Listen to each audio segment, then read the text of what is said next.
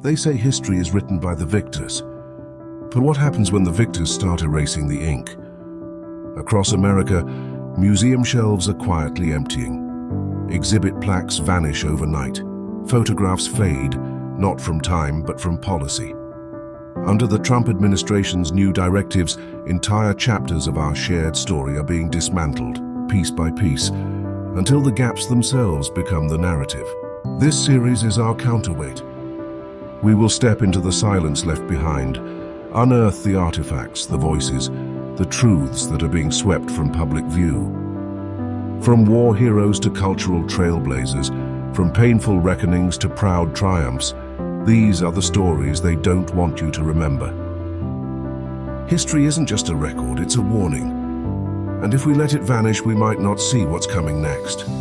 They can pull artifacts from the glass, strike names from the plaques, delete the photographs. But what they cannot erase is the truth that lingers in the silence. The more they erase, the louder we remember.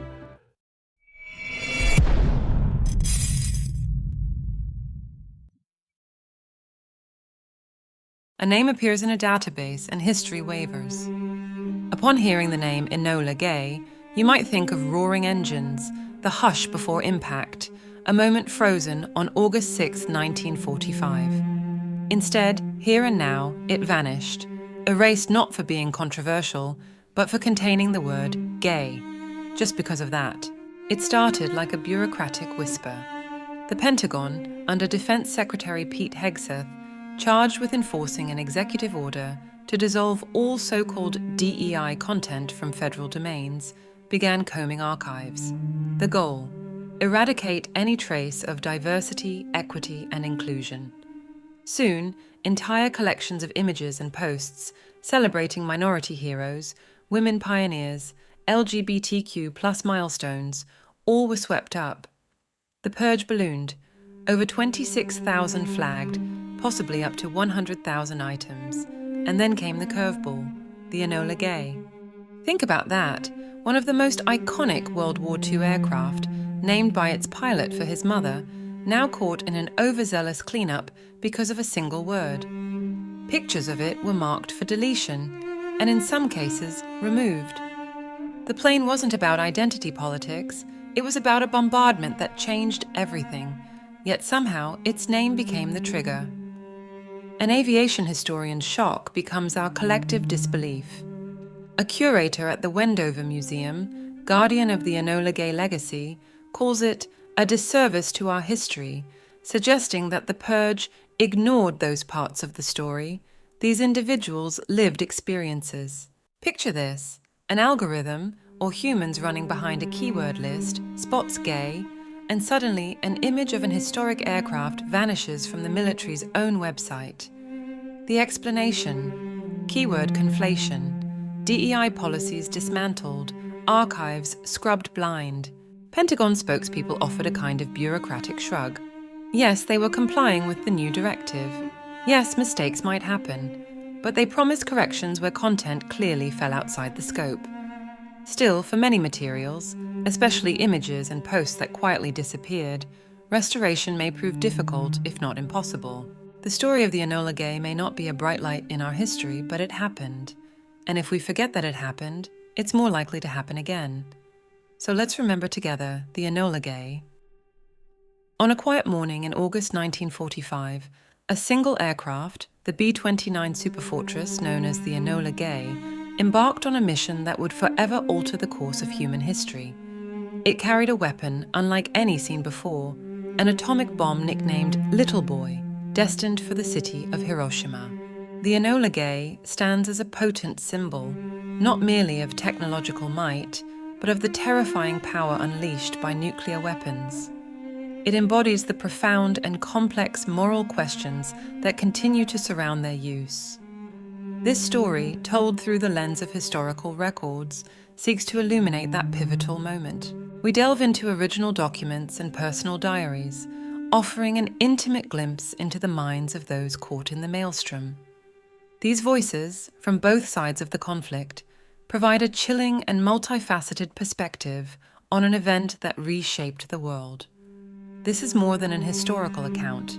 It is an exploration of humanity at its most extreme. To understand that fateful flight, we must first grasp the desperate context of World War II.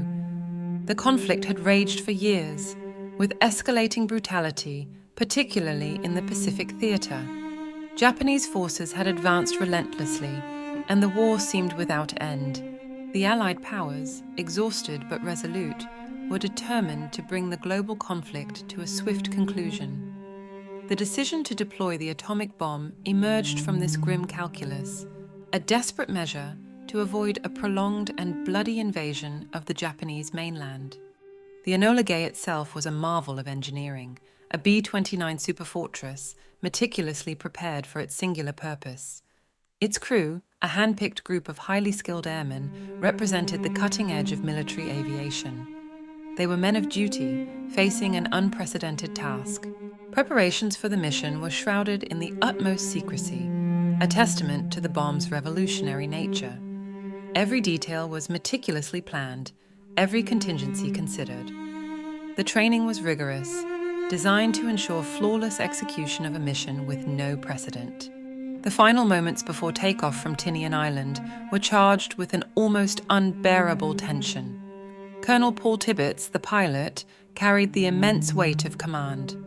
His face and those of his crew reflected a mixture of duty, apprehension, and the profound gravity of their impending actions. They understood the immense destructive potential of their payload, though perhaps not its full horrifying scope. I thought, well, if you have seen one bombed-out city, you have seen them all. But that's not true.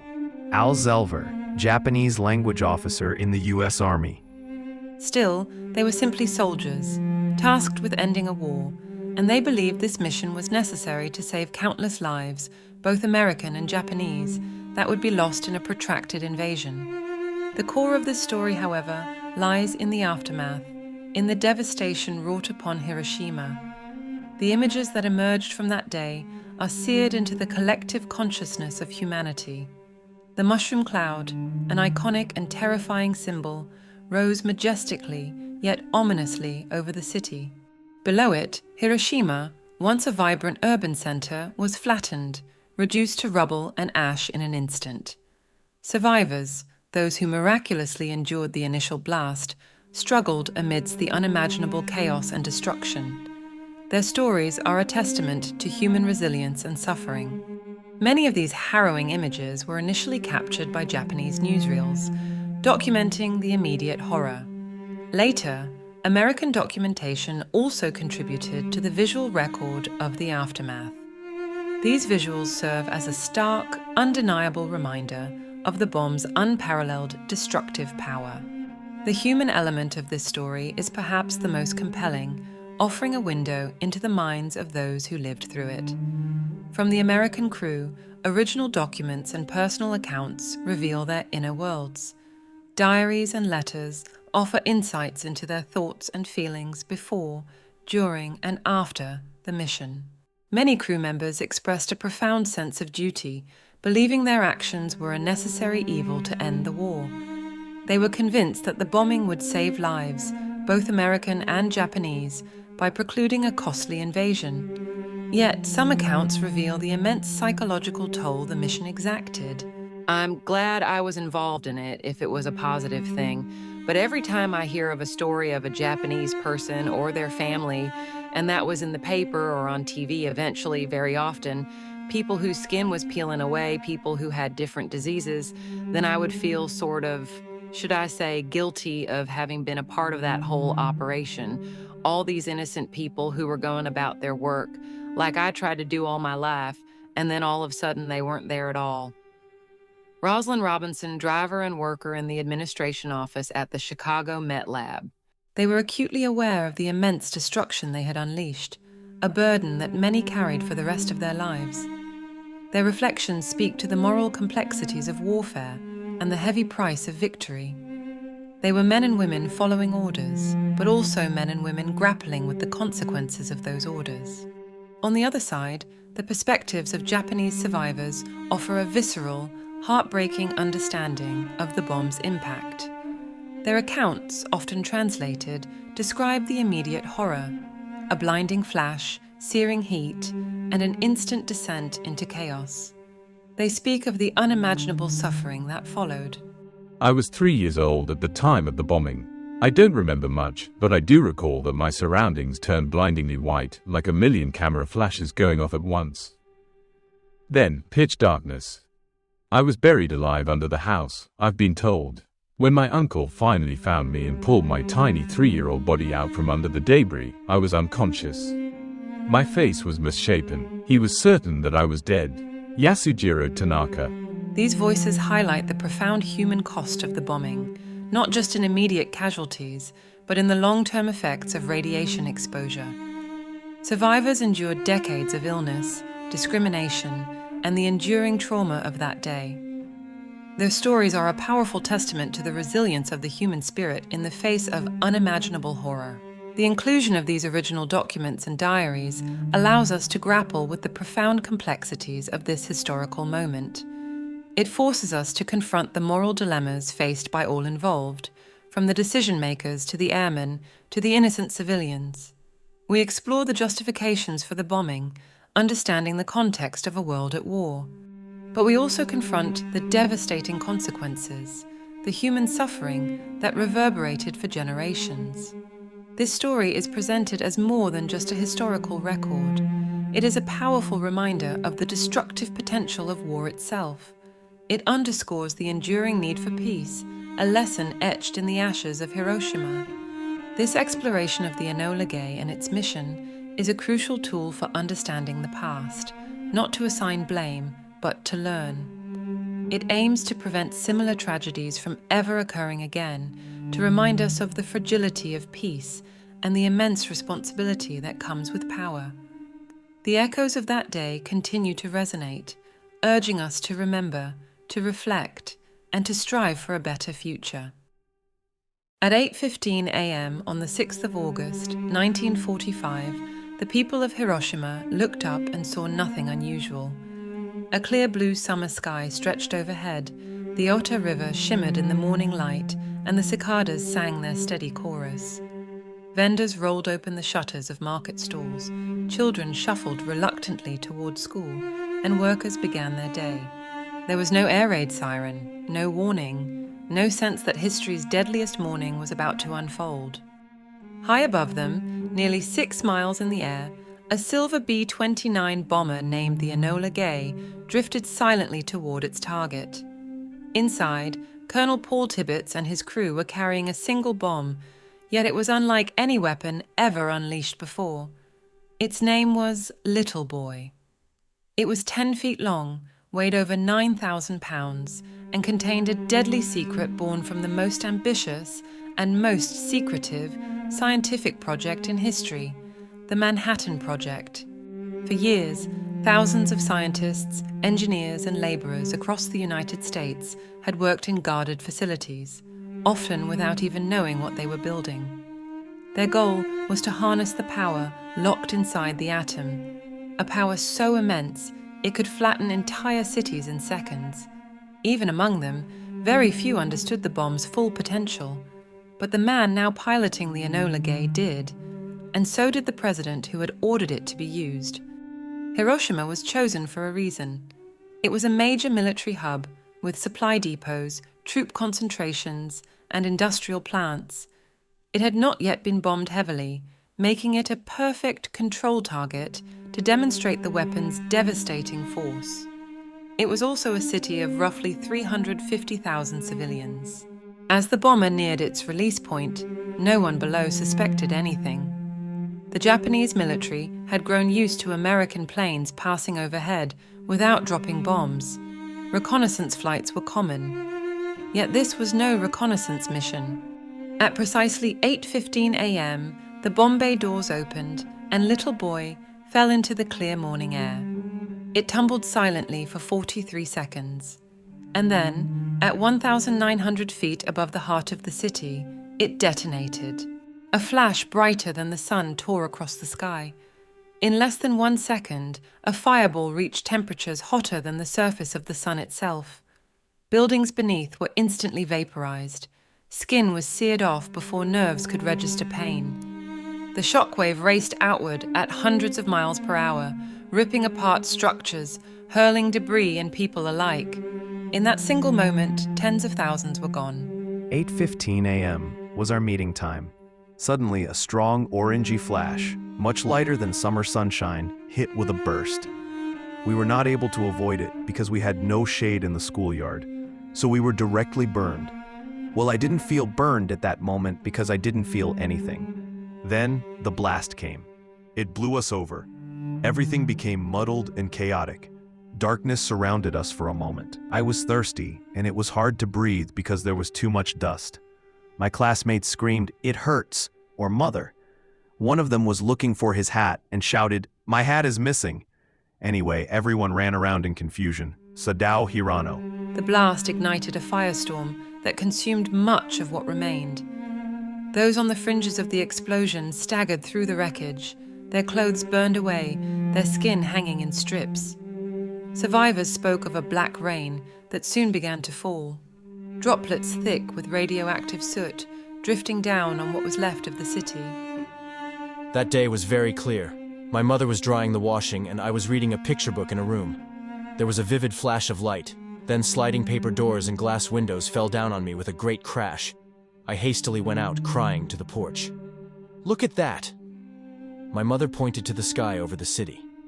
We saw yellow light changing into orange, red, and light green. It was like an illumination show. In a while, burnt paper, cloth, pieces of wood and ash began to fall. Suddenly the area around here became dark, and large drops of black rain began to fall.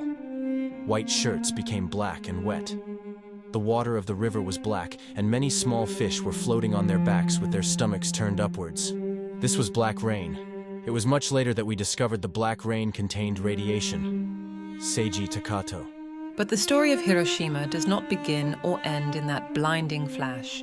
To understand why this happened, we must go back to a war already in its final bloody stages. By the summer of 1945, Nazi Germany had surrendered. In the Pacific, Japan stood alone, battered but unyielding.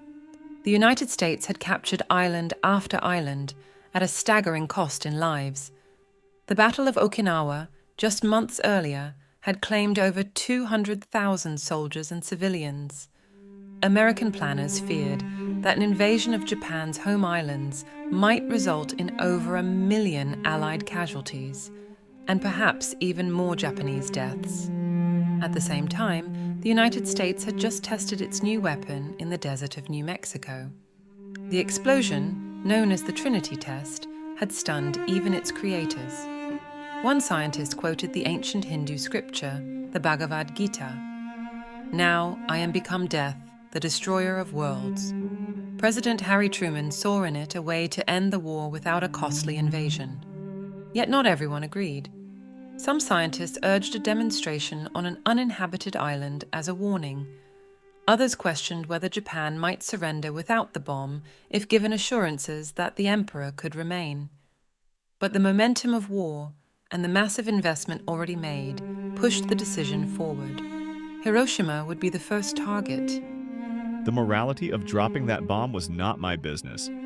I was instructed to perform a military mission to drop the bomb. That was the thing that I was going to do, the best of my ability. Paul Tibbets, pilot of the Enola Gay. When the mushroom cloud over Hiroshima began to rise, towering more than 40,000 feet into the sky, its image would soon circle the globe. But inside Japan, confusion reigned. Military leaders initially refused to believe it was a single bomb. It seemed impossible. For hours, Tokyo had no clear picture of what had happened. Radio communications with the city had gone silent. Only when a reconnaissance plane was dispatched did the scale of destruction become clear. There was this most awesome sight. The city that had been in front of us with its dignitaries and bridges and trolleys all outlined was no longer visible. The city was on fire already, and the fire was stretching through the countryside and the tributaries. I expected that if we had been able to pretty well destroy this target, we would have accomplished our mission. I did not expect to see the city disappear. Robert Lewis, co-pilot on the Enola Gay. In the first day alone, an estimated 70,000 people were dead. By the end of 1945, the toll had risen to around 140,000, as radiation sickness claimed thousands more. Many of those who survived the initial blast faced agonizing burns, blindness, and illnesses that medicine could not yet explain. They became known as hibakusha, explosion-affected people, a title that carried both stigma and sorrow for decades. No one could understand the pain unless one experiences it. The burn wound is still deformed. Whenever I move my right arm, I feel pain. I cannot explain it in words. Well, I would like you to have my body if it were possible. If you did, your face would be distorted because of the pain.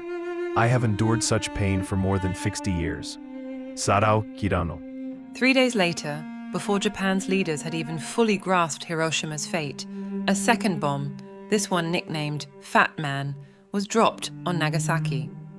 On August 15th, Emperor Hirohito addressed the nation directly, breaking a tradition that had lasted for centuries. His voice, calm but somber, told the Japanese people, "The enemy has begun to use a new and most cruel bomb. and that continuing the war would mean, The total extinction of human civilization." for the first time in history, Japan surrendered. The world had entered the nuclear age. The bombing of Hiroshima remains one of the most controversial decisions in history. Supporters argue it ended the war quickly and saved lives that would have been lost in an invasion. Critics point to the unprecedented civilian toll, the ethical questions of targeting a largely unbombed city, and the long shadow it cast over the 20th century. When I got to Tokyo, it looked very different from Hiroshima. In Tokyo, the cities were just blocks and blocks of ashes. In the central area, all the buildings were still standing. But in Hiroshima, big reinforced concrete buildings were tipped over on their sides. All the windows were blown out. Everybody inside it, of course, had been obliterated. I am sure that this would be debated and disagreed with by many people, but in my view, it was a war crime. It far exceeded what was needed to get the Japanese to surrender. Al Zelver, Japanese language officer in the U.S. Army. For the survivors, the debate is not an abstraction. They remember the soundless flash, the bodies lying motionless in the streets, the friends who vanished in an instant. They remember the years of illness, the scars, both seen and unseen, that never fully healed. One survivor, a 13-year-old girl named Sadako Sasaki, seemed unhurt at first. But years later, she developed leukemia, a common fate among hibakusha. She began folding paper cranes, inspired by a Japanese legend that anyone who folds 1,000 cranes will be granted a wish. Her wish was simple, to live. She died before she could finish. Today, paper cranes have become a symbol of peace in Hiroshima, a reminder of a young girl's hope in the face of unimaginable tragedy. Peace crane, I will write peace on your wings and you will fly all over the world. Sadako Sasaki, age 12.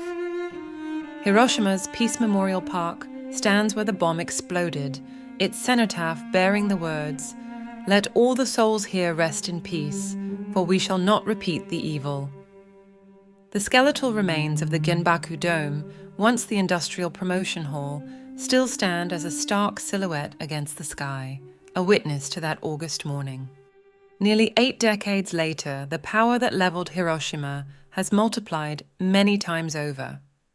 The world still lives under the shadow of nuclear weapons, their destructive force a constant reminder of what humanity is capable of, both in brilliance and in horror. The story of the Enola Gay is not just about a plane or a war or science or politics. It is about people, ordinary people, whose lives were caught in the instant when human ambition collided with the atom. Erasing the name doesn't erase the events tied to it. And remembering is the only way to ask ourselves an important question that has yet to be fully answered. Now that we have the power to destroy ourselves, can we find the wisdom never to use it again? Thank you for watching. Please like and subscribe to the channel, where we will bring you a new story each week.